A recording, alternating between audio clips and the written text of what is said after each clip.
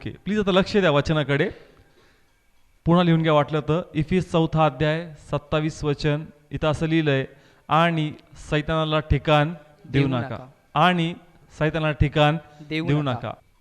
अशा काही गोष्टी आहे का ज्याच्याद्वारे सैतान आम्हावर त्याचं वर्चस्व चालू शकतो किंवा त्याची इच्छा आम्हात तो पूर्ण करू शकतो.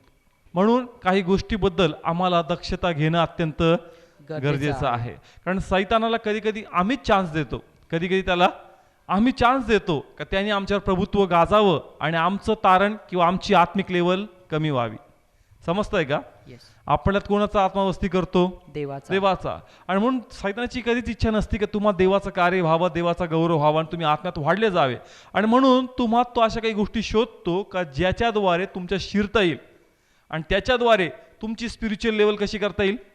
कमी करता येईल. किंवा त्या गोष्टीवर तुमचं तारण तो पाडण्याचा प्रयत्न करतो. जे तारण तुम्ही मिळवलंय विश्वासाद्वारे ते तारण तो हिसकून घेण्याचा किंवा गमावण्याचा प्रयत्न करतो. आणि म्हणून त्या गोष्टी आमच्या जीवनात काय आहे ते आम्हाला समजणं गरजेचं आहे. समजतंय का? सैतान आम्हाला आक्रमण करतो, पण काही ज्या अशा गोष्टी आहेत का त्या आम्ही त्याला देतो आणि त्याचा आडोसा घेऊन तो आमच्यावर हल्ले करतो. समजतंय का? काही जे त्याचे अटॅक्स आहेत ते डायरेक्ट आहेत. कसे आहेत? डायरेक्ट आहे किंवा व्यक्तीद्वारे आहे. पण काही त्याचे जे आक्रमण आहे त्या आमच्याच काही गोष्टीला धरून त्याचे आक्रमण आहे. समजतं का इथपर्यंत सर्वांना? सैतानाचं आक्रमण कसं असतं? डायरेक्टली व्यक्तीं थ्रू, किंवा आपल्यात अशा काही गोष्टी आहे का ज्याच्या धरून तो आमच्यावर हल्ले करण्याचा प्रयत्न करतो. आणि त्याच्याचपैकी एक गोष्ट आहे तो म्हणजे राग. राग कोणाचा आहे? मनुष्याचा का सैतानाचा? सैतानाचा. राग कोणाचा आहे? मनुष्याचा का सैतानाचा? येस, चला सगळ्यांना मी विचारतो या ठिकाणी. मी वचन जसं प्रभूने मला प्रगट केलं, तो म्हणला का नेहमी त्यालाच रिस्पॉन्सिबल धरू नको, तू त्याला संधी देऊ नको. म्हणून इथं वचन सांगितलं का त्याला ठिकाण देऊ नको. ती कामगिरी कोणाची आहे? समजतंय का? वचन काय सांगतं? त्याला ठिकाण देऊ नको. मग कोणाचं काम आहे का त्याला ठिकाण देऊ नये? आपलं काम आहे. म्हणून आम्हाला हुशार राहायचं. पण अशा काही गोष्टी आहेत का ज्याच्याद्वारे आपण त्याला परवानगी देतो. आणि म्हणून मी म्हणलो का राग अशी एक गोष्ट आहे का ज्याच्याद्वारे सैतान आम्हावर प्रभुत्व करतो आणि त्याची इच्छा आम्हात तो पूर्ण करतो. पण कोणत्या प्रकारचा राग ते पण समजणं गरजेचं आहे. पण प्रथम मी एक प्रश्न विचारला, राग कोणाचा? मनुष्याचा का सैतानाचा? ठीक आहे, राग जो आहे हा सैतानाचा नाही. राग जो आहे हा सैतानाचा नाही, हा स्वतःचा असतो. कोणाचा असतो? स्वतःचा. हा तुमच्यात उत्पन्न होतो, सैतानात नाही. हा त्याचा व्यक्तिगत राग वेगळा, पण तुमचं जे व्यक्तिगत जीवन आहे त्याच्यामध्ये जो राग येतो तो त्याच्यामुळं नाही, तुमच्यामुळं येतो. कोणामुळं? तुमच्यामुळं. आता रागाची व्याख्या काय थोडंसं एक्सप्लेन करतो. राग म्हणजे काय?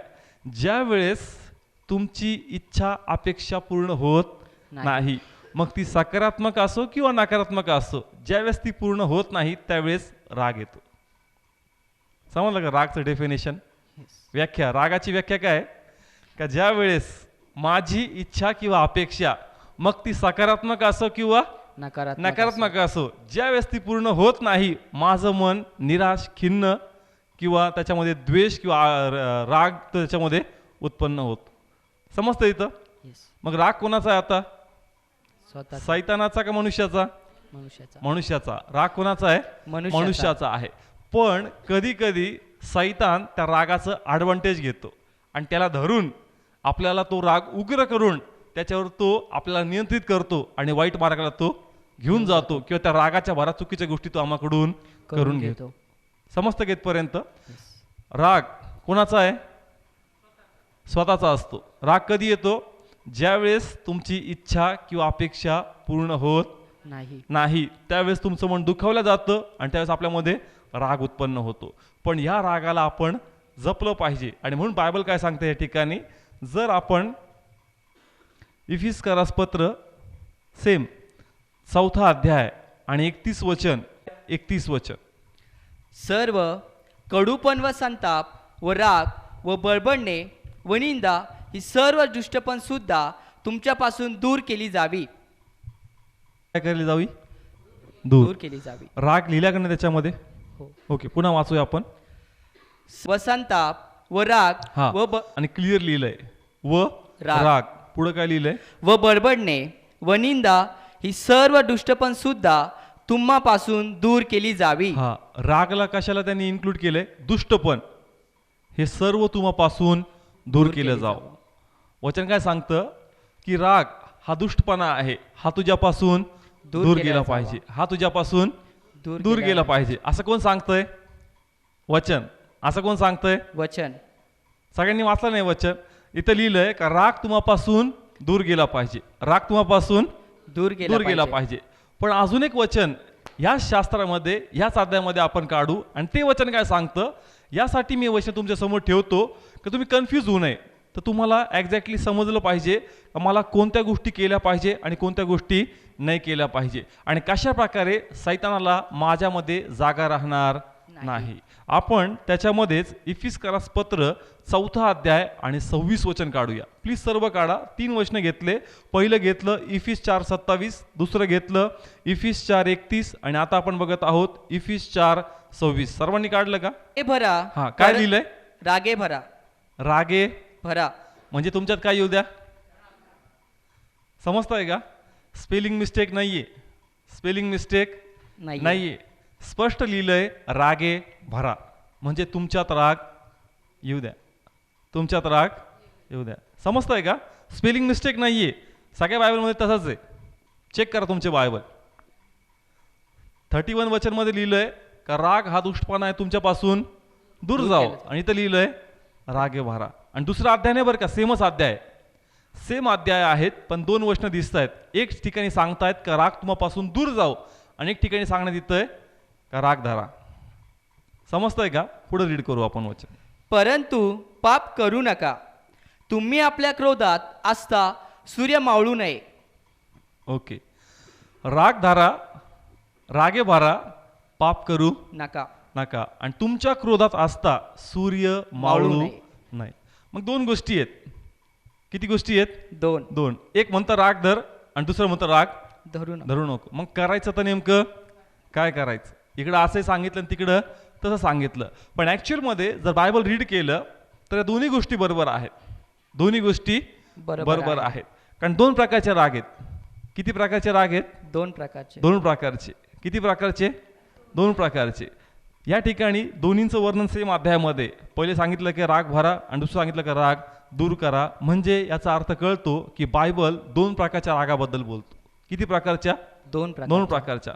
पहिला जो राग आपण जो वाचतोय 26व्या अध्यायात, हा जो राग भरा आहे हा देवाच्या गौरवासाठी आहे. Praise the Lord. हालेलुया. जो राग भरा इथं असं लिहिलंय रागे भरा, हा कशासाठी? देवाच्या गौरवासाठी. आणि दुसरं जर सांगितलंय का राग दूर करा, ते कशासाठी? का तुम्हापासून पाप दूर राहावं. समजतंय का? येस. पहिले सांगितलंय का राग भरा, आणि नंतर सांगितलंय का राग दूर करा. पहिले जे सांगितलं 26 वचन, तो राग म्हणजे कोणता? जो राग, ज्या रागात देवाचा गौरव होतो, तो राग तुम्हाला आला पाहिजे. समजतंय का? ज्या रागात देवाचा गौरव होतो, ज्या रागात देवाचा गौरव होतो, तो राग तुम्हाला आला पाहिजे. पण ज्या रागात देवाचा गौरव होत नाही, तो राग तुम्हापासून दूर गेला पाहिजे. Praise the Lord. हालेलुया. समजतंय का? अवघड चालला पॉइंट? नाही समजलं? किती प्रकारचे राग आहेत? 2 प्रकारचे. एक राग याच्यात कोणाचा गौरव होतो? देवाचा. तो राग तुमच्यात आला पाहिजे. आणि जो राग त्याच्यात देवाचा गौरव होत नाही, तो राग तुम्ही तुमच्यापासून दूर केला पाहिजे. किंवा अजून सिंपल करू, फर्स्ट त्याला आपण म्हणूया पॉझिटिव्ह राग. कोणता? पॉझिटिव्ह. म्हणजे चांगल्या उद्देशाने राग येणं, चांगल्या उद्देशाने राग येणं. समजा एखादा चुकीचं जीवन जगतोय, आणि तो चुकीचं जीवन जगू नये म्हणून आपण त्याला रागवतोय, तर हा राग चुकीचा आहे का चांगला राग आहे? मग याच्यात देवाचा गौरव होणार नाही का? होणार. समजतंय का? 2 प्रकारचे राग आहेत. एक देवाच्या गौरवासाठी, म्हणजे एखादा व्यक्ती चुकीच्या गोष्टी करतोय, आणि जर आपण त्याला समजून सांगतोय तरी ऐकत नाही, म्हणून आपण त्याला रागवतोय. पण कोणाच्या फायद्यासाठी? त्याच्या फायद्यासाठी. त्याचा चांगुलपणा व्हावा म्हणून जर मी रागवतोय, तर हा राग अयोग्य नाही, योग्य आहे. Praise the Lord. हालेलुया. समजतंय का? Yes. पण दुसरा राग का जो निमित्त शोधणं, माझी इच्छा नाही का बिदलावं ते काय घेणं देणं नाही. मला फक्त संधी पाहिजे. काय पाहिजे? संधी पाहिजे याला बोलण्याची. हा राग अयोग्य आहे. समजतंय का? दोन प्रकारचे राग आहेत. किती प्रकारचे? दोन प्रकारचे. दोन प्रकारचे. ज्या रागात देवाचा गौरव होतो तो मान्य आहे, पण जो ज्याच्या देवाचा गौरव होत नाही तो राग काही एक उपयोगाचा नाही. म्हणून या ठिकाणी प्रथम रागाबद्दल आपण बघूया का ज्या रागात देवाचा गौरव होतो किंवा ज्या रागाचा उद्देश चांगला आहे, ज्या रागाचा उद्देश चांगला आहे तो राग असणं वाईट नाही. कारण बायबल सांगतं स्वतः देवाला सुद्धा पण राग आला. बायबल काय सांगतं? स्वतः देवाला पण काय आला? राग आला असं बायबल सांगतं. असं बायबल सांगतं. पण तो राग यासाठी होता का मनुष्याचं चांगुलपण व्हावं.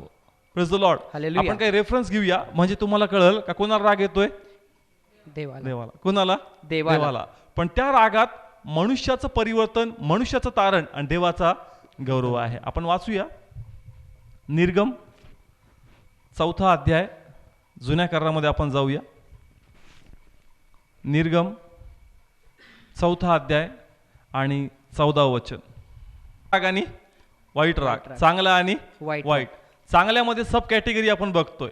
चांगल्यामध्ये कॅटेगरीज. त्याच्यामध्ये पहिले उदाहरण आपण घेतोय निर्गम 4 अध्याय 14 वचन. तेव्हा यहोवाचा राग भडकला आणि तो म्हणाला, अरोन लेवी हा तुझा भाऊ नाही काय? मला ठाऊक आहे की तो चांगला बोलतो आणि पहा तो तुला भेटायला पुढे येतही आहे आणि तो तुला पाहिल तेव्हा तो आपल्या हृदयात संतोष पावेल. ओके. आता या ठिकाणी यहोवाला राग आला. कोणावर आला? मोशेवर. आला का नाही? येस. काय? राग. काय इथं टॉपिक आपला? रागाबद्दल. या ठिकाणी आपण बघतोय की राग येतोय. कोणाला येतोय? देवाला. प्रभूला पण या ठिकाणी राग येत आहे. पण या ठिकाणी रागाचं कारण काय आहे ते समजतं का? ठिकाणी आपल्याला का बायबल सांगतं, जर आपण हा शास्त्र भाग क्लिअरली वाचला, प्रभूची इच्छा होती की मोशेने जावं कुठं? मिस्रामध्ये आणि त्याच्या लोकांना मोकळं करावं. कारण देवाची खूप मोठी योजना इस्रायली लोकांबद्दल होती का मोशेद्वारे ती त्याला पूर्ण करायची होती. आणि खूप मोठी संधी परमेश्वर देत होता. कोणाला? मोशेला. कोणाला? मोशेला. पण मोशे म्हणला का ती संधी मला नको, तू माझ्या भावाला पाठव, कारण तो माझ्या चांगल्यापेक्षा चांगला वक्ता आहे, माझ्यापेक्षा तो चांगला वक्ता आहे. आणि म्हणून प्रभूला राग आला. काय आला? राग. काय रे बाबा, मी जे करतोय तुला मारण्यासाठी मिस्रात नाही पाठवत, पण तुझ्यात माझं खूप मोठं काम व्हावं आणि जोपर्यंत हे पवित्र शास्त्र या पृथ्वीवर राहील तोपर्यंत तुझी आठवण मस्तसाठी केली जाईल. Praise the Lord. हालेलुया. समजतंय का? मोशेला ही गोष्ट कळत नव्हती. मोशे काय बघत होता? फक्त मिस्र, फारो आणि त्याचं सैन्य, ती गुलामगिरी. तो म्हणला की त्याच्यातून सुटलो, पुन्हा मला जायचं नाही. आणि म्हणतो तू जा ना, मी तुझ्या बरोबर आहे. पण तो म्हणतो मी जाणार नाही. आणि मग प्रभूला काय आला? राग आला. मग हा राग वाईट आहे का चांगला आहे? चांगला आहे. कारण ह्या रागामुळं कुणाचा फायदा होणार होता? मोशेचा. समजतंय का? मोशेचा फायदा या रागामुळे होणार होता, कारण खूप मोठं स्थान मोशेला प्रभू देणार होता आणि तो ते घ्यायला तयार नव्हता. तो त्याच्यापासून लांब पडत होता. त्याला माहित नव्हतं की मला काय भेटणार आहे, पण देव रागवतोय जेणेकरून तो ती उत्तम संधी गमावू नये. Praise the Lord. हालेलुया. समजतंय का? म्हणून मी म्हणलो का ज्या रागात देवाचा गौरव होतो, मनुष्याचं तारण होतं, त्याचा फायदा होतो, तो राग वाईट नाही, तो राग चांगला आहे. Praise the Lord. हालेलुया. समजतंय का? फॉर एक्झाम्पल, जर आई वडील आहेत आणि ते मुलांना म्हणतात की अभ्यास कर. काय कर? अभ्यास कर. पण मुलांना एक साईडनी असं वाटतं की आमच्यावर बर्डन टाकतात, ह्या मला अननेसेसरी फोर्स करतात. पण त्या रागाचं मागचं कारण काय असतं? का भविष्यात याला चांगली नोकरी भेटावी, याचं शिक्षण पूर्ण व्हावं आणि हा एक चांगला मोठा अधिकारी व्हावं. आणि म्हणून ते त्याच्या मागं लागतात, त्याला रागवतात. मग त्यांचं रागवणं एक वेळेस त्या मुलाला किंवा त्या मुलीला अयोग्य वाटतं, पण दुसऱ्या बाजूनी त्याच्यामध्ये चांगुलपणा आहे. Praise the Lord. हालेलुया. समजतं का हा पॉइंट? ते त्याला रागवतात, त्याला राग येतोय, पण या रागवण्यात त्याच मुलाचा उद्धार आहे, त्याच मुलाचं भविष्य यशस्वी किंवा आशीर्वादित आहे. आणि मग जर या प्रकारे तुमचं रागवणं आहे तर परमेश्वर त्या रागाला परमिशन देत आहे. Praise the Lord. हालेलुया. समजतंय का? किंवा फॉर एक्झाम्पल घरचे फोर्स करतात, कामाला जा. कुठं जा?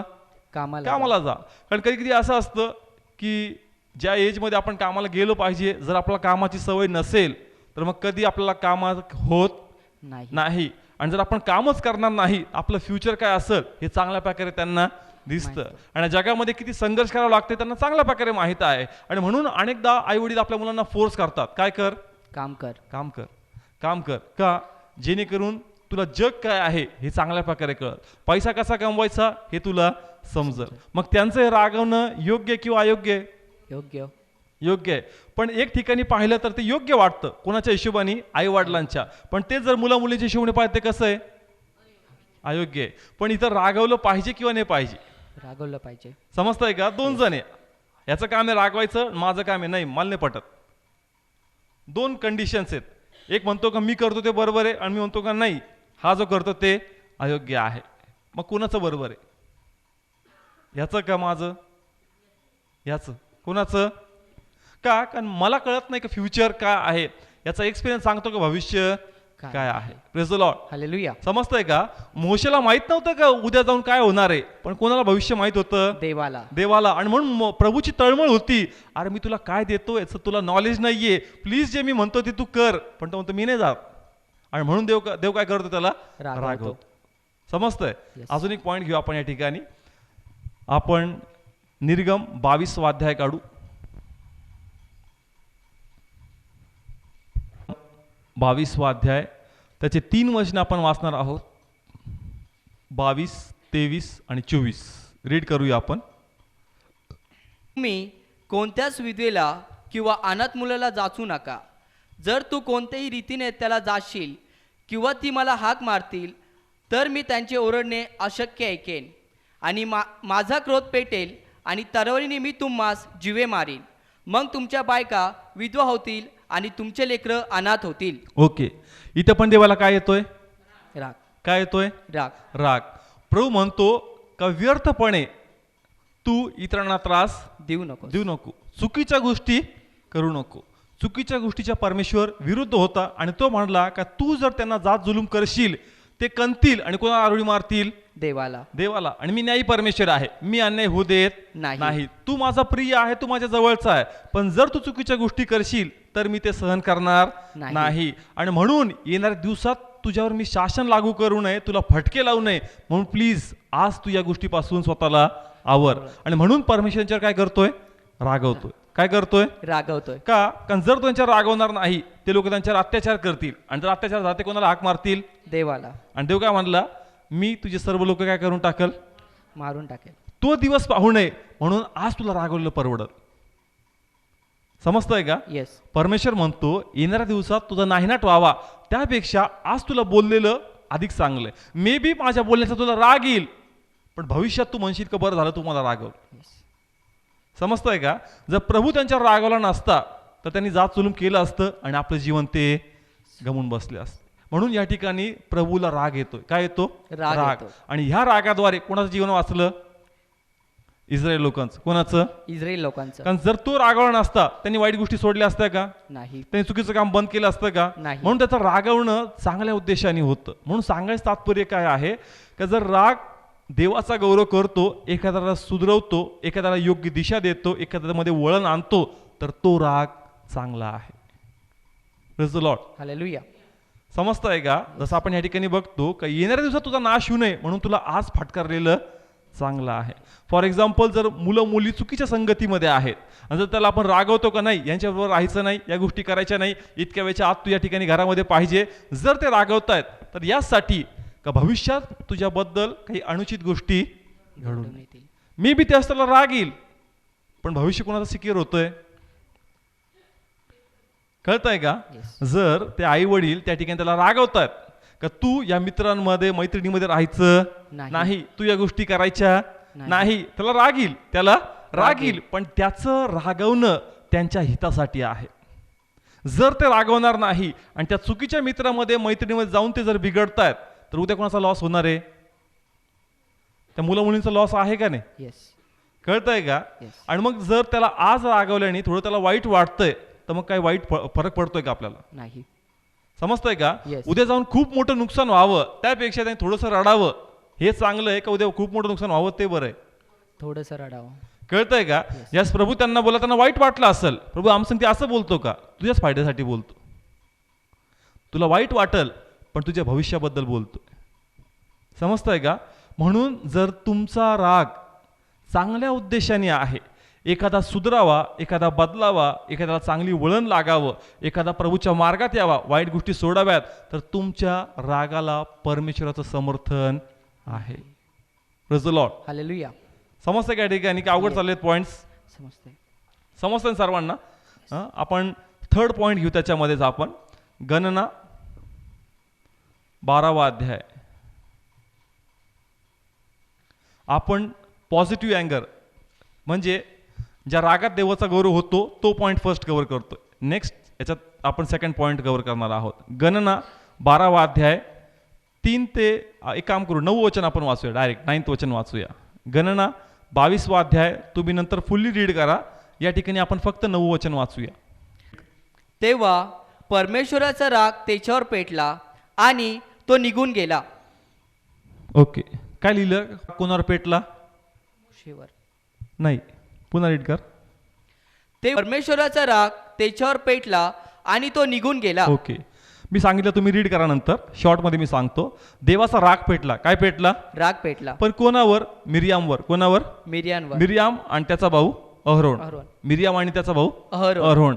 कारण बायबल सांगतं का ह्या ठिकाणी मोशेने एक लग्न केलं होतं आणि ती गोष्ट त्यांना आवडत नव्हती, पण देवाच्या हिशोबाने कदाचित ते राईट होतं, किंवा यांचं बोलणं प्रभूला आवडलं नाही आणि म्हणून प्रभूला राग आला. काय आला? राग. का मिरियाम आणि अहरोन, तुम्हाला कोणता एक हे नाहीये का तुम्ही जाऊन मोशे संगती वाद करावा? तुम्हाला कोणता अधिकार नाही का तुम्ही जाऊन त्याच्याबरोबर वाद करावा? कारण ते लोक मोशेला नावं ठेवू लागले. काय करू लागले? मोशेला नावं ठेवू लागले. ही गोष्ट प्रभूला आवडली नाही आणि म्हणून बायबल सांगतं की त्याला त्यांचा राग आला. काय आला? राग आला. ते म्हणले की तुम्हाला अधिकार नाही की तुम्ही त्याला ब्लेम करावा, त्याचा न्याय निवाडा करणारा मी आहे. आणि म्हणून याही ठिकाणी प्रभूचा राग मिरियाम आणि अहरोनावर पेटत आहे. म्हणून आता राग का आला त्यांचा? त्याच्या मागचं एक रिझन आहे. कोण त्या मोशेला जज करतंय? ते भाऊ बहीण अहरोन आणि मिरियाम.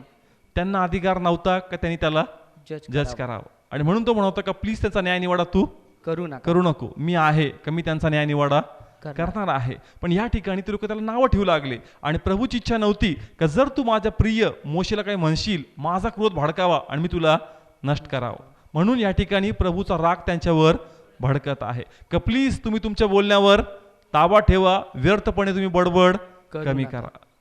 समजतंय का? या ठिकाणी आपण 3 वेगवेगळे पॉईंट पाहिले. या 3 पॉईंटमध्ये आपण एकच बघतो का प्रभूला जो राग येतोय ते एकच कारणास्तव येतो का माणूस देवाच्या मार्गातून भटकू नये, प्रभूचं शासन त्याच्यावर येऊ नये, प्रभूचा हात त्याच्यावर येऊ नये, म्हणून प्रभू त्याला रागवत आहे. समजतंय का? अनेकदा समजा फॅमिलीचे काही आपण एक्झाम्पल घेऊ का एखाद्याचं वागणं बरोबर नाहीये किंवा बोलणं बरोबर नाहीये आणि जर आपण त्याला म्हणतो का नाही तू अशा प्रकारे वागलं पाहिजे, तू अशा प्रकारे बोललं पाहिजे, यास्तव आपण जर त्याला रागवतो तर याच्यात कोणाचा गौरव होणार आहे? नाही कळलं? एखाद्या कुटुंबात एखादा भाऊ किंवा बहीण असेल किंवा एखाद्या ग्रुपमध्ये असेल आणि जर आपण त्याला म्हणतो का नाही तू अशा प्रकारे बोललं पाहिजे, तू अशा प्रकारे वागलं पाहिजे, मग आपण त्याच्या फायद्यासाठी सांगतो का नुकसानसाठी सांगतोय? फायद्यासाठी. का? कारण जर तुझं बोलणं सौम्यतेचं असेल तर 4 लोक तुला रिस्पेक्ट भेटल. समजा आता आम्ही दोघं आहोत, हा लडपाने वागणार, पण मी याला समजवलं नाही, माझं काही नाही, मी याला समजून घेतो, पण जगाचे लोक कदाचित त्याला समजून घेणार नाही आणि जे रिस्पेक्ट मी देतो ते रिस्पेक्ट याला जगात मिळणार नाही आणि म्हणून मी याला दाबतो की प्लीज तू अशा प्रकारे बोलू नको, प्लीज तू अशा प्रकारे वागू नको. आपल्यात चालून जातं पण बाहेर अल्लडपणाने चालणार. समजतंय का माझा पॉईंट या ठिकाणी? जर हा भाऊ अयोग्य प्रकारे बोलतो, अयोग्य प्रकारे वागतो किंवा राहतो, मी माझ्यामध्ये समजा मी माझ्या घरात ॲडजस्ट करतोय, मी माझ्या ग्रुपमध्ये ॲडजस्ट करतोय, मी माझ्या फ्रेंड सर्कलमध्ये ॲडजस्ट करतो, पण जर तू बाहेर जाशील तर ह्या प्रकारची ॲडजस्टमेंट तुला भेटणार नाही. कदाचित त्या ठिकाणी तुझा रिस्पेक्टच राहणार नाही आणि म्हणून एक भाऊच्या नाते, एक बहीणच्या नाते, एक वडिलांच्या नाते, एक पती पत्नीच्या नाते एकमेकांना बोध करणं गरजेचं आहे. समजतंय का? कोणाच्या फायद्याचं आहे? त्याच्या फायद्याचं आहे. समजतंय का? हा चालला पॉईंट. समजतंय ना? जर तुमच्या रागवण्याच्या मागं उद्देश सकारात्मक आहे तर परमेश्वर त्याला परमिशन देतो. देतो. फॉर एक्झाम्पल दुसरं उदाहरण घेऊ. समजा खर्च आहे, याचा खर्च आहे, पण तो खर्च अननेसेसरी म्हणजे त्याची गरज नाहीये तरी पण याला अधिक खर्च करायची सवय आहे किंवा तेवढी पात्रता नाहीये तेवढा खर्च करावी तरी पण तेवढा हा खर्च करतो. आणि मग जर मी याला बोलतो, मी याला दाबतो का प्लीज एवढा खर्च करू नको, प्लीज एवढ्या अननेसेसरी गोष्टी करू नको, मी चांगलं करतो का वाईट करतो? चांगलं. पण मी रागवतोयच. मी काय करतोय? रागवतोय. पण ह्या रागवण्यामध्ये त्याचंच भवितव्य मी पाहत आहे. समजतंय का? कारण मी याचा खर्च आटोक्यात आणण्याचा प्रयत्न करतो. कारण कधी कधी या खर्चापायी हा कर्जबाजारी होईल. हा कर्जबाजारी होईल. उद्या जाऊन हा कर्जबाजारी होऊ नये आणि चुकीच्या गोष्टी करू नये म्हणून याला आज दापलेलं काहीच वाईट नाही. समजतोय का? रागच आहे पण हा राग सकारात्मक आहे याच्या परिवर्तनासाठी. समजतोय का पॉईंट? का हार्ड चाललाय, टफ चाललाय? समजतंय ना? का हे जे पॉईंट्स आहेत, हा राग चांगला आहे, हा राग चांगला आहे का जो याला बदलणार आहे. किंवा काही काही अशी सवय असती की इथून पैसे घ्यायचे त्याला देऊन टाकायचे, तिकडून घ्यायचे त्याला देऊन टाकायचे, थर्ड फोर्थ फिफ्थ सिक्स ह्याचे त्याला त्याचे त्याला त्याचे त्याला. आणि एक दिवस असा येतो का जर सगळेच घ्यायला आले तर काहीच आपल्याकडे राहत नाही. आणि जर मग कोण तुम्हाला बोध करतं का प्लीज तू तुझा खर्च आटोक्यात आण जेणेकरून तू कर्जबाजारी राहू नये. का? कारण तू इकडचं तिकडं करतो पण एक दिवस असा येईल का तू गुरफटशील आणि बाहेर पडणार नाही. उद्या तुझी चव किंवा तुझी इज्जत जाऊ नये म्हणून तुला आज थोडंसं बोलतो जेणेकरून तू या चुकीच्या गोष्टीपासून मागं फिर. समजतंय का? इकडचं तिकडं करतो पण कधी कधी कुठून काहीच येत नाही. मग अननेसेसरी किंवा चुकीचा मार्ग आपण उचलतो आणि चुकीच्या मार्गातून तो पैसा मिळवतो. पण तो पैसा तुम्हाला किती महागात जाईल याची गॅरंटी तुम्हाला नाही. म्हणून जर तुम्हाला कोणी बोध करतंय, तुम्हाला बोलतंय तर त्याचा राग नाहीये तर तुमच्या भविष्याची त्याच्याबद्दल काळजी आहे. Praise the Lord. हालेलुया.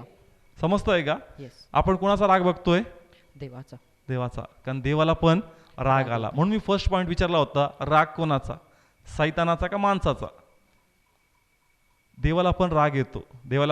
राग येतो. म्हणून राग सैतानाचा नाहीये पण सैतान त्याचा हे घेतो. काय घेतो? आढावा घेतो किंवा त्याच्याद्वारे आमच्यावर प्रहार करण्याचा प्रयत्न करतो. फक्त यहोवा परमेश्वरच नाही तर स्वतः ख्रिस्ताला पण राग आला. असे 3 रेफरन्स आहेत, 2-3 रेफरन्स ज्याच्यामध्ये कळतं का प्रभूला राग आला, येशू ख्रिस्ताला. आपण तेही रेफरन्स घेऊ या ठिकाणी. आपण या ठिकाणी मार्क 3 अध्याय 4 आणि 5 वचन का ज्याच्यामध्ये प्रभू येशू ख्रिस्ताला पण राग आला. मार्क 3 अध्याय 4 आणि 5 वचन. चांगले करणे किंवा वाईट करणे, जीव वाचवणे किंवा मारणे यातून कोणते योग्य आहे? पण ते उगेच राहिले. आणि मग त्याने त्यांच्या अंतःकरणाच्या कठीणपणाविषयी खिन्न होऊन सभोवती त्यांच्याकडे रागाने पाहिल्यावर तो माणसाला म्हणाला, तू आपला हात लांब कर. आणि त्याने तो लांब केला तेव्हा त्याचा हात बरा झाला. ओके. काय आला? येस. काय शब्द वापरला इथं? मी पुन्हा रीड कर. 5th वचन. आणि मग त्याने त्यांच्या अंतःकरणाच्या कठीणपणाविषयी खिन्न होऊन सभोवती त्यांच्याकडे रागाने पाहिल्यावर. कशाने पाहिले? रागाने. म्हणजे कोणा? ख्रिस्ताला काय आला? राग आला. काय आला? राग. रिझन वेगळं होतं. रिझन असं होतं की प्रभू शब्दात दिवशी चमत्कार करायचा आणि ही गोष्ट यहुदी लोकांना आवडत नव्हती. तो म्हणता की शब्दात दिवशी एखादा व्यक्ती मरतोय आणि एखाद्या व्यक्तीला जर आपण जीवन देतो तर कोणतं चांगलं? मरू देणं चांगलं का जीवन देणं चांगलं? कारण त्यांच्या हिशोबाने शब्दात दिवशी काहीच गोष्टी करायच्या नाही. आणि म्हणून ख्रिस्ताला या ठिकाणी काय येतो? राग येतो. का? तुम्हाला सत्य गोष्टी कळत नाही. जर तुम्ही एखाद्याचं चांगलं करू शकता तर तुम्ही का करत नाही? तर तुम्ही म्हणता का नाही शब्दात दिवस 20वा दिवस आहे आणि 20वा घ्यायचा. 20वा घे पण जगिक कामापासून, आत्मिक कामापासून नाही. प्रभूला राग याचा आला का ज्या प्रकारे वचन समजलं पाहिजे त्या प्रकारे तुम्हाला ते समजत नाही. तुम्हाला दिसतं पण तुम्ही वेगळ्या प्रकारे घेता आणि स्वतःची देहाची इच्छा पूर्ण करता. समजतंय का? म्हणून राग आला. काय आला? राग आला. असं लिहिलंय, रागाने त्यांच्याकडे पाहिलं. कसं पाहिलं? रागाने. का? कारण त्यांना नियमशास्त्र चांगल्या प्रकारे माहित होतं, वाचन होतं, पण ज्या प्रकारे ते घेतलं पाहिजे त्या प्रकारे ते आत्मिकरित्या ते घेत नव्हते. आणि म्हणून चांगल्या उद्देशाने प्रभूला राग आला. का? का तुम्ही पण जा आणि शाब्बात दिवशी चिन्ह चमत्कार करा. कारण शाब्बात दिवशी कोणाची मदत करणं वाईट नाही, पण चांगलं काम. आणि तुम्ही या कामात सहभागी व्हा, जेणेकरून तुम्हालाही स्वर्गात चांगलं प्रतिफळ भेटतं. Praise the Lord. हालेलुया. म्हणून प्रभूचं रागवणं त्यांना पाडणं नव्हतं, तर त्यांना सुधारण्यासाठी होतं. Praise the Lord. हालेलुया. आणि म्हणून प्रभूने त्या व्यक्तीचा जो हात आकडलेला होता त्याला म्हटला सरळ कर, आणि चमत्कारित्या तो हात सरळ बरं. झाला आणि प्रभूने तो चमत्कार केला. केला. Praise the Lord. हालेलुया. समजतंय का या ठिकाणी? येस. अजून एक एक्झाम्पल घेईल मी ख्रिस्ताचं. ज्या वेळेस वलांडण सण होतं, ख्रिस्तानी यरूशलेममध्ये प्रवेश केला आणि त्यांनी मंदिराची अवस्था पाहिली. बायबल सांगतं का तो मंदिरात गेला आणि सगळं काय केलं? सगळं दानादीन करून टाकलं आणि सगळ्या गोष्टी त्यांनी काय केल्या? बाहेर फेकून दिले. फेकून टाकल्या. हा राग होता का नव्हता? राग होता. समजतं का या ठिकाणी? येस. ख्रिस्त मंदिरात गेला आणि मंदिरातल्या सगळ्या गोष्टी त्यांनी बाहेर काढून टाकून दिल्या. कारण देवाचं मंदिर प्रभूच्या गौरवासाठी आहे, बाजारासाठी नाही. नाही. त्याच्या त्या वर्तणुकीद्वारे कळतं का त्याला राग आला. काय आला? राग आला. राग. पण हा राग देवाच्या गौरवासाठी आणि मनुष्याला ब्लेसिंग्स भेटाव्या याच कारणास्तव होत. येस. समजतंय का? येस. म्हणून राग यावा, पण कशासाठी? देवाच्या देवाच्या गौरवासाठी, किंवा एखाद्या व्यक्तीचं जर परिवर्तन व्हावं, त्याला चांगलं वळण लागावं किंवा चांगल्या मार्गाने जावे, म्हणून राग येणं चांगलं आहे. पण यामध्ये एक धोका पण आहे. यामध्ये एक धोका पण धोका पण आहे. तो कशा प्रकारचा? राग असावा, पण राग उग्रने झाला पाहिजे. समजतोय का? आता थोडं कम्फर्टेबल वाटलं असन, पण थोडंसं परत टफ करून टाकतात त्याला. समजतंय का? आहे. येस. आतापर्यंत एकदम इझी झालं होतं, पण थोडंसं क्लॉज लावून टाकतो. राग पाहिजे, पण राग उग्रने झाला पाहिजे. का? कारण सैतान रागाला उग्र करण्याचा प्रयत्न करतो, आणि मग जिथं सौम्यता नाहीये त्या रागाचा काही उपयोग नाही. समजतंय का? माझं बोलणं त्याच्यात प्रेमच नाहीये किंवा त्या समजवण्यामागं ती भावनाच नाहीये, तर तो राग काहीच कामाचा नाही. नाही. जर राग उग्र होतोय, तर त्या उग्र भावनात तुम्ही असं काही पाऊल उचलताल का तो त्याचं जीवन नाही बदलणार, भलत्याच मार्गाने त्याला घेऊन जाईल. समजतं का हा पॉईंट? का हार्ड चालला हा पॉईंट? राग पाहिजे. काय पाहिजे? राग पाहिजे. एखाद्याचा बदलाव व्हावा म्हणून पॉझिटिव्ह वेने राग पाहिजे, पण तुमचा राग उग्र नाही झालं पाहिजे, म्हणून तो कंट्रोलमध्ये पाहिजे. आता या ठिकाणी आपण कोणाचं उदाहरण पाहिलं? देवाचं. कोणाचं? देवाचं. देवाच्या कंट्रोलमध्ये राग होता. देवाच्या कंट्रोलमध्ये कंट्रोलमध्ये होता. तो रागाला नियंत्रित करत होता. परमेश्वर रागाला नियंत्रित करत होता. कारण असं लिहिलंय, तो मंद क्रोध आहे. तो मंद क्रोध आहे. राग आहे, पण तो नियंत्रित आहे. आपला राग आपल्या नियंत्रित नाही राहत, आपण रागाच्या नियंत्रणात राहत. समजतंय का? हो. तुमचं बदलणं चांगलंय, तुमचे थॉट चांगले आहेत, पण राग नियंत्रणात आहे का? कारण जर तो उग्र झाला तर पॉझिटिव्ह स्टेप नाही, निगेटिव्ह स्टेप निघाल. विचार चांगले होते, पण स्टेप चुकीची उचलली. Praise the Lord. हालेलुया. समजतंय का? हार्ड चाललंय. समजते. फर्स्ट पॉइंट आपण बघतोय. राग पाहिजे. राग कोणाकोणामध्ये होता? देवामध्ये होता, ख्रिस्तामध्ये होता, पण त्यांचा राग त्यांच्या नियंत्रित होता. आपल्यात राग असतो, पण तो राग आपल्या नियंत्रणात नसतो, तर तो आपल्यावर नियंत्रण गाजवतो.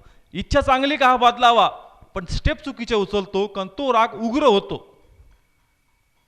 कळतं का या ठिकाणी? का नाही कळत? उग्र झाला पाहिजे. उग्र झाला तर चुकीच्या स्टेप उचलल्या जातात. राग पाहिजे, पण तो रागामध्ये पण पॉझिटिव्हनेस पाहिजे. जर तो उग्र झाला ना, अशा काही स्टेप तुम्ही उचलताल का त्याच्याद्वारे हा बदलणार तर नाही, भलत्याच गोष्टी होती. म्हणून तो उग्रने व्हावा, म्हणून तुम्हाला जपलं पाहिजे. राग धरा, पण तो नियंत्रित ठेवा. त्याला तुम्हावर नियंत्रण गाजू देऊ नका. म्हणून असं लिहिलंय का मंद क्रोध असा. क्रोध बाळगा, पण कसा बाळगा? मंद. तो जर का मंद नसला, त्याचं नियंत्रण तुमच्यावर, आणि मग तो जसं त्याची इच्छा आहे तसं तुम्हाला बोलायला लावतो, तसं तुम्हाला वागायला लावतो, आणि त्याची इच्छा तुम्हाला पूर्ण करतो. तुमची माझी इच्छा चांगली होती याच्याबद्दल, का रे बाबा मी तुझ्याच फायद्यासाठी सांगतोय, पण काय करावं? तुझ्या रागात क्रोध आला, तुझ्या रागात क्रोध आला, तो उग्र झाला, आणि आता तुझं नियंत्रण त्याच्यावर नाही राहिलं, त्याचं नियंत्रण तुझ्यावर आलं. म्हणून समेट नाही, बिघाड झाला. परिवर्तन नाही, अजून वायफट मार्गाला गेलं. समजतंय का? प्लीज सांगा. समजणं गरजेचं आहे, कारण ही प्लॅनिंग आहे कोणाची? डेव्हिलची. तुमच्या रागाला येऊन तो भडका टाकतो, आणि एकदा का आपण भडकलो मग तो आपल्यालाच असतो. तो मंद असलेलाच बरा आहे. भडका झाला का संपलं, गाजवलं प्रभुत्व. नाही, माझा उद्देश चांगला होता, लाख चांगला असू दे, पण तो भडकला ना, आता तो तुला कंट्रोल करतो. समजतंय का? हा फर्स्ट पॉईंट बघत होतो आपण, का चांगल्या उद्देशाने येणं राग चांगला आहे, पण तो मंद क्रोध असणं अत्यंत गरजेचं आहे. प्रभू परमेश्वर होता म्हणून त्यांनी तो नियंत्रित केला. जर तुम्ही धरताय तर चेक करा का तुमच्या नियंत्रणात तो आहे का. नसेल तर प्लीज धरू नका आणि तो राग येऊ देऊ नका. समजतंय का? हाड चाललंय. समजतंय ना? आपण पॉईंट पाहिला का राग धरा, पण कंट्रोलमध्ये असेल तरच धरा. जर तो ओव्हरटेक करतोय, प्लीज त्याला टाटा करा, बाय बाय करा, कारण तो तुम्हाला काहीच देणार नाही. नाही. समजतंय? सेकंड पॉईंट आपण आता बघणार आहोत, निगेटिव्ह राग, का ज्या रागात देवाचा गौरव होत नाही. पहिला राग कोणता पाहिला होता? चांगल्या उद्देशाने. पहिला जो राग पाहिला होता चांगल्या उद्देशाने, पण कसा? मंद क्रोध. कसा? मंद क्रोध. उग्र नाही. प्लीज प्रत्येक गोष्टी ऐका बरं का, अर्धा नाही घ्यायचं वचन. सगळे पॉईंट क्लिअर हे करतो तुम्ही म्हणजे राग धरा, मंद क्रोध पाहिजे. कारण पहिले हाफ वचन घेतं तर रिलॅक्स वाटलं होतं, पण मंद क्रोध आला तर परत गडबड सुरू झाली. पण गडबड नाही, आपल्या फायद्यासाठी. Praise the Lord. Hallelujah. Second आपण बघतोय निगेटिव्ह राग. कोणता? निगेटिव्ह राग. ज्याच्यामध्ये काहीच लाभत नाही, काहीच सार्थक होत नाही, अशा रागाचा काहीच उपयोग होत नाही. समजतंय का? ज्या रागाद्वारे काहीच सार्थक होत नाही, काहीच हातामध्ये येत नाही, आणि देवाचा पण गौरव होत नाही, असा राग काहीच फायद्याचा नाही, असं बायबल सांगतं. असं बायबल सांगतं. जर आपण या ठिकाणी याकोब 1 अध्याय वचन आपण वाचूया. केअरफुली ऐका, एक एक वचन. ओके. कारण माणसाचा राग देवाचे न्यायपण उघडवित नाही. ओके. काय लिहिलंय? कारण माणसाचा राग देवाचे न्यायपण उघडवित नाही. ओके. इथं असं लिहिलंय, माणसाचा राग देवाचं न्यायपण. माणसाचा राग देवाचं न्यायपण घडवीत नाही. समजलं का याचा अर्थ काय? ऐकता? समजतंय का? काय लिहिलंय? मी पुन्हा वाचतो. कारण माणसाचा राग देवाचे न्यायपण घडवीत नाही. थोडी सिंपल लँग्वेज यूज करतो, का ज्या रागात देवाचा गौरव होत नाही, हा राग काहीच उपयोगाचा नाही. समजतंय का? काय लिहिलं? मी पुन्हा वाचतो. कारण माणसाच्या रागात देवाचे न्यायपण घडत नाही. म्हणजे काय? असा राग का ज्या रागात सात्विकता नाही, ज्या रागात काही फायदा होणार नाही, ज्या रागात कोणतं परिवर्तन होणार नाही, ज्या रागात देवाचा गौरव होणार नाही, असा राग काहीच उपयोगाचा नाही. थोडं टफ वेने लिहिलंय ते, पण स्पिरिच्युअली त्याला अंडरस्टँड करा. समजतं का ठिकाणी? म्हणून मी सांगितलं का जो राग निगेटिव्ह आहे, जो काहीच मिळून देत नाही, तो उपयोगाचा नाही. उदाहरण आहे काहींचं. आपण उत्पत्ती काढूया. उत्पत्ती 4 अध्याय 5 आणि 6 वचन. प्रिय भावांनो, हे तुम्ही जाणा, प्रत्येक माणूस ऐकायला उतावळा, बोलायला सावकाश, रागाला मंद असा असावा. रागाला कसा? स्पष्ट भाषेमध्ये सांगितलं. बोलायला कसा? सावकाश. कसा? सावकाश. रिलॅक्स. बोलायची घाई करू नाही. का? कारण बोललेले शब्द परत येत नाही. आणि पुढे लिहिलंय मंद क्रोध राहा. कसं राहा? मंद क्रोध. कसं? मंद क्रोध. कोणासाठी हे वचन? आपल्यासाठी. कारण स्वतः बायबल सांगतं देवाबद्दल पण मंद क्रोध शब्द वापरला, का परमेश्वर मंद क्रोध आहे. कसा आहे? मंद क्रोध आहे. का राग त्याच्या आटोक्यात आहे. मग तुम्ही पण प्रभूची लेकरं आहेत, आणि तुमच्या पण राग आटोक्यात पाहिजे. तुम्ही रागाच्या आटोक्यात नाही पाहिजे. नीतिसूत्र 27 अध्याय सर्वजण काढूया. नीतिसूत्र 27 अध्याय 4 वचन या ठिकाणी आपण वाचूया. क्रोध तीव्र आहे, राग पुरासारखा आहे. बघा, इथं वर्णन केलंय. रोग कसा आहे? क्रोध तीव्र आहे. कसा आहे? तीव्र आहे. आणि राग कसा आहे? पुरासारखा. जसं मी तुम्हाला सांगितलं का ज्यावेळेस एखादा पूर येतो पाण्याचा, त्या पाण्यात प्लॅस्टिकच्या बाटल्या जे जे काही काही पडलेलं असतं त्याला त्या नदीच्या किंवा नाल्याच्या डायरेक्शन ते घेऊन नाही जात, भलतीकडेच ते घेऊन जातं. कारण त्याला दिशा नसती, पुराला दिशा नसती. ज्या दिशेला वाटेल त्या दिशेला तो फाटा स्वतःच फोडतो आणि तिकडं घेऊन जातो. तो त्याचे मार्ग स्वतः डिसाईड करतो. नदी जी ऑलरेडी आहे, ऑलरेडी जो नाला आहे त्याचप्रमाणे तो वाहत नाही. पुन्हा सांगतो पुराबद्दल, पूर ती ऑलरेडी असलेली नाली किंवा असलेली नदी त्याप्रमाणे नाही वाहत, त्याला वाटल त्या हिशोबाने तो चालतो. नदी म्हणाल का रे माझ्यातच वाह, नाही मला नाही सांगायचं, मी माझ्या पद्धतीने वाहणार. समजतंय का? कारण त्याला कंट्रोल करणं नदीच्या पण हातामध्ये नाही. त्याच प्रकारे जसा राग उग्र होतो तो तुमच्या कंट्रोलमध्ये राहतच नाही. मग तुम्ही त्या रागात कशी भाषा वापरता हे तुम्हालाही कळत नाही. तुम्ही त्या रागात कसं वागता याचं नियंत्रण पण तुमच्यावर राहत नाही. आणि तुम्ही तुमच्या रागात कसा पाऊल उचलता हेही समजत नाही. आणि नंतर खूप वेळ झाल्यानंतर आम्हाला आपल्या केलेला पश्चाताप होतो. आणि आपण बघतो कसं नदीतलं पाणी संपून जातं किंवा नदी नियंत्रणात येते, पुष्कळ कचरा साईडला पडलेला असतो, पुष्कळ कचरा साईडला पडले. मग कळतं का बघा पाण्याने त्याला कुठं घेऊन घेतलं. त्याच प्रकारे आपलं जीवन आहे का साहित्याने काय करतो, लगेच बाजूला होऊन जातो आणि म्हणतो बघ किती पापी तू. आणि मग आपला कळतं अरे मी कुठं आहे, मी कसा वागतोय, मी कसा बोलतोय, मी देवाच्या लायकीचा नाही. समजतंय का? म्हणून तो पुरासारखा आहे, प्लीज तो बाळगू नका. मी पुन्हा सांगल, जर तुमच्याकडे वचन आहे, पवित्र आत्मा आहे, त्याची कृपा आहे, तुम्ही धारण केलेली, तर प्लीजच हा रिस्क घ्या, नाही तर प्लीज ही रिस्क घेऊ नका. हा खूप डेंजर आहे. काय तुमच्याकडून करून घेईल याची गॅरंटी नाही. का? कारण तुमचं तारण आहे, तुमची स्पिरिच्युअल लेवल आहे आणि तो पूर्ण प्रयत्न करणार का त्या 5 मिनिटात, त्या 10 मिनिटात, त्या 15 मिनिटात, त्या 1 तासात असं काही गोष्टी करून घ्यायच्या का तुम्हाला इतकं खाली पाडायचं का पुन्हा उठूच नाही. समजतंय का? जे राग शिरतो, मी बी कोणाचे 5 मिनिटं असतं, कोणाचा 10 मिनिटं असतो, कोणाचा 1 तास असतो, कोणाचा 1 दिवस असतो, पण त्या पिरियडमध्ये तो फुल्ली फायदा घेतो. समजतंय का?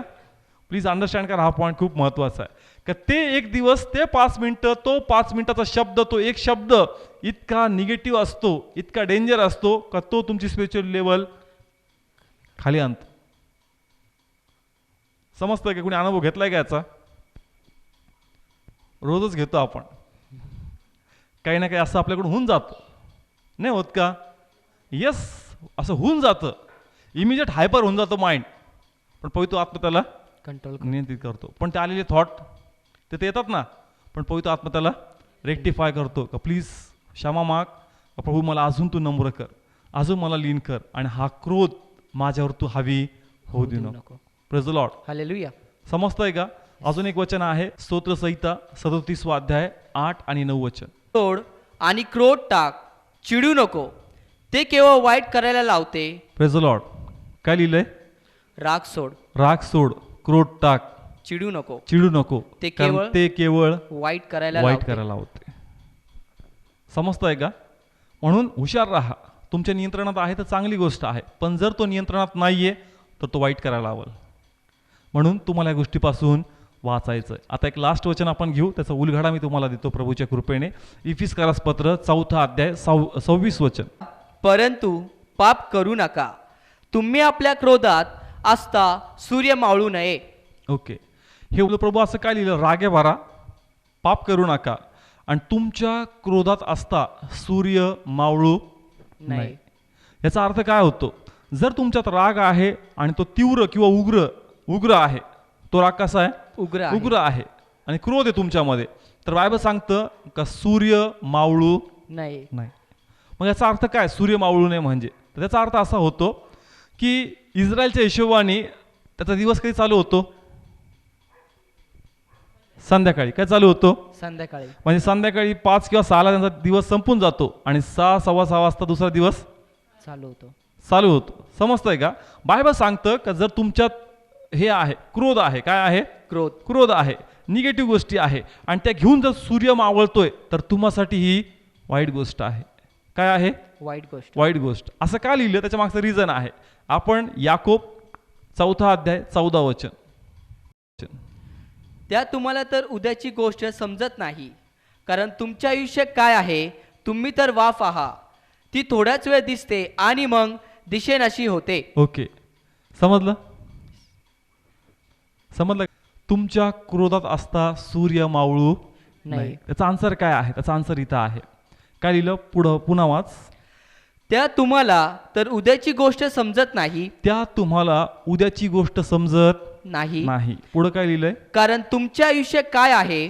तुमचे आयुष्य काय आहे. ओके, तुम्ही तर वाफ आहात, ती थोड्याच वेळ दिसते आणि मग दिसेनाशी होते. ओके. तो म्हणतो का उद्या काय आहे तुम्हाला माहित नाही. नाही. तुमचं जीवन कसं आहे? वाफेसारखं आहे. आज आहे आणि उद्या नाही. नाही. सांगायचं तात्पर्य काय? जर तू क्रोध बाळगला, जर तुझा राग उग्र झाला, सूर्य मावळला, दिवस संपला, काय झाला? दिवस संपला. उद्याचा दिवस पाहिल ही तुला गॅरंटी आहे का? नाही. मग आजच क्रोध टाक. Praise the Lord. हालेलुया. समजतंय का? येस. उद्याचा दिवस पाहिल याची गॅरंटी नाही. नाहीये. मग क्रोध कशाला बाळगतो? कारण जर तू क्रोध बाळगला, जर तू उग्र झाला, तर हे पाप तुला देवाच्या त्या तारणापासून गमवून टाकल. प्रभू उद्या क्षमाच करणार होतो, अरे पण तू आजच माझ्याकडे आला ना. समजतंय का? आज संध्याकाळी 5:59 झाले. 6 वाजता दिवस संपणार आहे. त्याच्या पहिलेच तू पश्चाताप कर का प्रभू अन्यस्त्री मी राग क्रोध बाळगला जो तुझ्या विरुद्ध आहे, जो न्याय पण घडवत नाही, हा क्रोध मी टाकून देतो, हा उग्रपणा मी काढून टाकतो. उद्याचा दिवस मी पाहिल का नाही पाहिल माहित नाही. किंवा जर प्रभू आला तर मी तो अन्यस्त्री उग्रपणा आणि क्रोध जर घेऊन गेलो तर माझं होईल का तारण? नाही. मस्त मी स्ट्रॉंग होतो प्रेयरमध्ये ह्याच्यामध्ये, पण ती छोटीशी चूक मला त्या स्वर्गात राज प्रवेश मिळू देणार नाही. नाही. म्हणून तो म्हणतो का तू क्रोधात असता सूर्य मावळू नाही. नाही. तो का मावळला आणि जर का तू उद्या दिवस नाही पाहिला तो काय? समजलं का? हाड चालला पॉइंट. कारण उद्याचा दिवस तुम्ही काय पाहावं याची गॅरंटी नाहीये. म्हणून असं लिहिलंय, प्रभूची इच्छा असेल तर म्हण उद्या आम्ही असं करू. पुढे जर तुम्ही ते वचन वाचता त्याच्यामध्ये असं लिहिलंय का तू असं नको म्हणू का उद्या आम्ही ते करू. असं म्हण प्रभूची कृपा असेल तर उद्या आम्ही त्या गोष्टी करू. Praise the Lord. हालेलुया. म्हणून उग्रपणा अन्यस्त्री क्रोध तुम्हाला बाळगायचा नाही. आणि जर तो आला त्याच वेळेस तो टाकून द्या. सूर्य मावळू देऊ नका. कारण त्यांचा दिवस काही चालू व्हायचा संध्याकाळी. समजतं का? आपलं कसं आहे, रात्री 12 नवीन दिवस, तर थेट दुसऱ्या रात्री 12ला एंड. त्यांचं कसं होतं, आज संध्याकाळी 6ला नवीन दिवस चालू, तर उद्या दुसऱ्या दिवशी संध्याकाळी 6ला एंड. त्यांची सर्कल त्या प्रकारे होते. म्हणून असं लिहिलंय का सूर्य मावळू नाही.